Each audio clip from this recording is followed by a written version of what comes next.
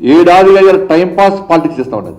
Congress party కూడా ఇప్పుడు స్థానిక సంస్థల ఎన్నికలు వస్తున్నాయని చెప్పి ప్రజలను మోసం చేసే ప్రయత్నం చేస్తున్నది. ఇలా హామీలను నెరవేరుస్తూ అని చెప్పి ప్రజలను మోసం చేసే ప్రయత్నం చేస్తున్నది. ఇవాళ అందుకే రైతు భరోసా, కొత్త రేషన్ కార్డులు చెప్పి ఇవాళ కొత్త డ్రామాను తెరపై తీసుకొచ్చే ప్రయత్నం చేస్తున్నది.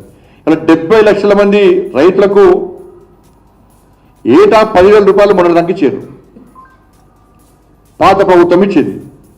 ఇలా వీళ్ళు ఏమన్నారు, వాళ్ళు 10,000 ఇస్తారు కదా, మేము 15,000 ఇస్తామన్నారు. రైతులందరూ ఓట్లేసారు. ఇలా 6 గ్యారెంట్లు ఇది ఒకటి. పాతలు 10,000 ఇచ్చారు, వీళ్ళు 15,000 ఇస్తారని చెప్పి రైతులందరూ వన్ సైడ్ ఓట్లేసారు వీళ్ళకి, కాంగ్రెస్ పార్టీకి.